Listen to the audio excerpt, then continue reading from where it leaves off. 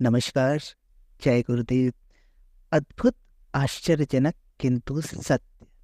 जी हाँ, ये किताब ऐसे अनुभवों का सार है, ऐसे अनुभवों का संकलन है जहाँ परिजनों ने गुरुदेव के आशीर्वाद से, कृपा से अपने जीवन में चमत्कार पाया, अपने जीवन में परिवर्तन पाया, अपने जीवन में कुछ ऐसा पा लिया जिनकी उन्हें उम्मीद नहीं थी।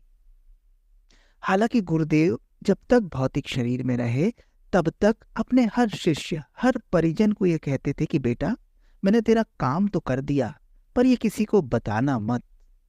अगर तुम सबको ये बताते रहोगे तो सब मुझे एक सिद्ध संत समझ लेंगे, चमत्कारी बाबा समझ लेंगे, और फिर मेरा काम करना मुश्किल होगा, यहां से वहां तक लाइन लग जाएगी।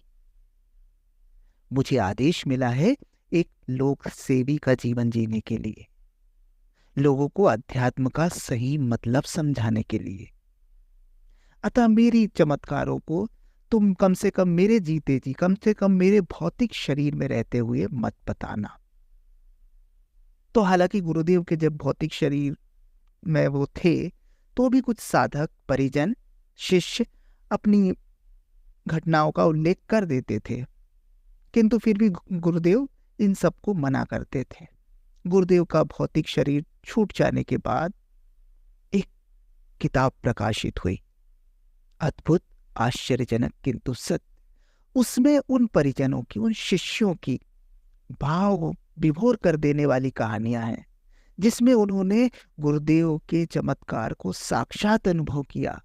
गुरुदेव के भौतिक शरीर छोड़ देने के बाद भी सूक्ष्म जगत से गुरुदेव कैसे काम करते हैं, स्थूल शरीर में रहते हुए गुरुदेव ने कैसे लोगों का जीवन बदला, इन्हीं सब कहानियों का संकलन है इस किताब में। तो इस किताब की श्रृंखला में जो कहानियां आएंगी वो शिष्यों के स्वयं के अनुभव है। हम उनका नाम लेकर यहाँ पर इन कहानियों को पढ़ने का प्रयास करेंगे।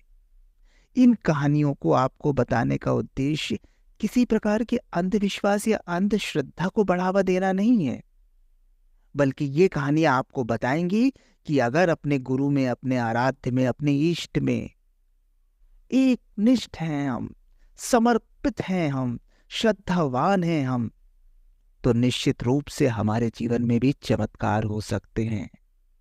गुरु कृपा से क्या क्या संभव है, कैसे थे हमारे गुरु, कैसे हैं हमारे गुरु, इस सब का सार है ये किताब।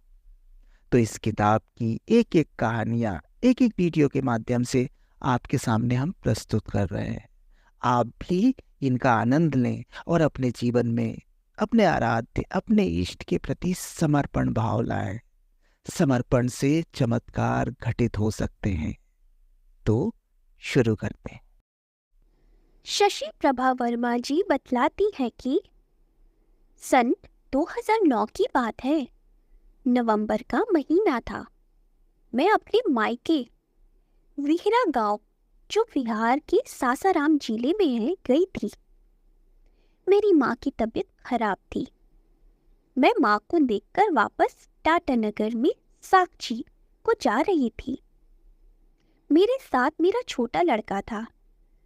जब मैं बस स्टैंड आई, कंडक्टर से टिकट के लिए कहा तो वह बोला कि सभी सीट पहले से बुक है। मैं बहुत गिड़गिड़ाई, बहुत प्रार्थना की कि भैया, हमको जाना बहुत ज़रूरी है। अगर यह बस मुझे नहीं मिली तो इस समय मैं छोटे बच्चे के साथ कहाँ जाऊंगी? थोड़ी देर में सांझ घिर जाएगी। लेकिन मेरी बात का उसके ऊपर कोई प्रभाव नहीं पड़ा। कहने लगा, 1 सप्ताह बाद आइए तो आपको सीट मिल जाएगी। मैं बहुत सोच में पड़ गई और कोई साधन भी नहीं था जिससे मैं चली जाती। अचानक मुझे ट्रेन की बात याद आई कि क्यों ना ट्रेन से चलूं। लेकिन बाद में याद आया कि आज रविवार का दिन है। आज टाटानगर के लिए कोई ट्रेन नहीं थी। मेरा गांव स्टेशन से बहुत दूर था। दिन का 2 बज गया था। अब मेरा रास्ता हर जगह से बंद हो गया। ना मैं मायके जा सकती थी और ना ससुराल। धीरे धीरे सूरज ढल रहा था, शाम हो रही थी। उसी क्रम में मेरी चिंता भी बढ़ती जा रही थी। मिथिला का नियम है, भदवा तिथि में कहीं निकला नहीं जाता है। दुर्भाग्य, आज वही तिथि पड़ी थी। अब तो मेरा मन और घबरा गया और कोई रास्ता नजर नहीं आ रहा था। मैं फूट फूट कर रोने लगी। मुझे रोते हुए देखकर मेरा लड़का अभिजीत भी परेशान हो रहा था। लड़का बोला, घबराओ मत, एक बार मैं फिर कंडक्टर से मिल लूं। अगर होगा तो आगे की तारीख का टिकट कटा लूंगा। जैसा ही हम लोग वहां पर गए, हमें एक मंदिर दिखा जिसमें माताजी गुरुजी का फोटो लगा हुआ था। गुरुदेव माताजी के चित्रों को देखकर मैं फिर रोने लगी और आर्त भाव से प्रार्थना करने लगी, हे गुरुदेव, अब रात होने जा रही है, बस जाने वाली है। मैं महिला जाति रात में इधर उधर कहाँ भटकती फिरूंगी। अब तो आपका ही सहारा है। अब गाड़ी स्टार्ट हो गई थी। मैं बस को अब पलक निहारे जा रही थी। अचानक बस कंडक्टर पर नजर पड़ी तो सन्न रह गई। वह हूबहू गुरुजी जैसा दिख रहा था। इसी बीच वह टिकटों का हिसाब करने लगा। ड्राइवर और कंडक्टर के बीच बातें होने लगी। कंडक्टर कह रहा था कि 2 सीट का पैसा कम है। बस मालिक बोल रहा था कि जब 1 महीना से पूरी सीट फुल है तो पैसा कहाँ से कम हो जाएगा। जब बस में अंदर जाकर देखा गया तो बीच में 2 सीटें खाली थी। इतना सुनते ही वहां भीड़ लग गई, भगदड़ मच गई। सभी यात्रियों को जाने की जल्दी थी। कोई कहता हम 1000 दे देंगे, कोई कहता हम 2000 देंगे। सभी रुपए निकलने लगे। इसी बीच कंडक्टर जोरों से चिल्लाया, मैं किसी का रुपया नहीं लूंगा। अभी कुछ घंटे पहले एक माँ बेटा जो टिकट के लिए घूम कर गए हैं, मैं उन्हीं को यह सीट दूंगा। इतना सुनते ही खुशी के मारे आंसू निकल गए। मैंने श्रद्धा पूर्वक गुरुदेव माताजी को प्रणाम किया। तब तक मेरा बेटा भी दौड़कर मेरे पास आया और बोला, माँ, टिकट की व्यवस्था हो गई, जल्दी चलो। हम बस की ओर दौड़ पड़ी।